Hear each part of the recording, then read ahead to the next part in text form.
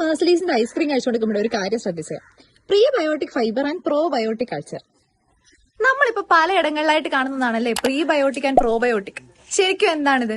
Prebiotic എന്നാൽ non digestible ആയിട്ടുള്ള fibres ആണ്. ഇവ നമ്മുടെ കുടലിലെ ബെനഫിഷ്യൽ ബാക്ടീരിയാസിന് ഭക്ഷണമാവുകയും അവയെ ആരോഗ്യകരമായി വെക്കാൻ സഹായിക്കുകയും ചെയ്യും. പ്രധാനമായും ഗാർലിക്, അനിയൻ, ആപ്പിൾസ്, ബനാനാസ്, ഓട്സ് തുടങ്ങിയ ഫൈബർ റിച്ച് ആയിട്ടുള്ള ഫുഡ്സിലൂടെയാണ് പ്രീബയോട്ടിക് ഫൈബർ നമ്മുടെ ശരീരത്തിലേക്ക് എത്തിച്ചേരുന്നത്. അതുപോലെ തന്നെ നമ്മുടെ ഡൈജഷനെ സഹായിക്കുന്ന നല്ല ബാക്ടീരിയാസ് ആണ് പ്രോബയോട്ടിക്സ്.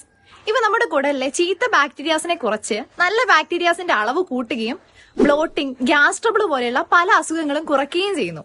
തൈര്, മോര്, പഴങ്കഞ്ഞി പോലെയുള്ള പുളിപ്പുള്ള ഭക്ഷണങ്ങളിൽ നിന്നാണ് നമുക്ക് പ്രോബയോട്ടിക്സ് ലഭിക്കുന്നത്. നമ്മൾ ഹെൽത്തി ആയിട്ടിരിക്കാൻ ഈ പ്രീബയോട്ടിക് ആൻഡ് പ്രോബയോട്ടിക് ബാക്ടീരിയാസിനെ സംരക്ഷിക്കേണ്ടത് വളരെ അത്യാവശ്യമാണ്. അപ്പൊ ഇനി മുതൽ ഫുഡ് കഴിക്കുമ്പോൾ ഇവയും കൂടെ ഉൾപ്പെടുന്ന ഫുഡ് നിങ്ങളുടെ ഡയറ്റിൽ ഇൻക്ലൂഡ് ചെയ്യാൻ ശ്രമിക്കുക.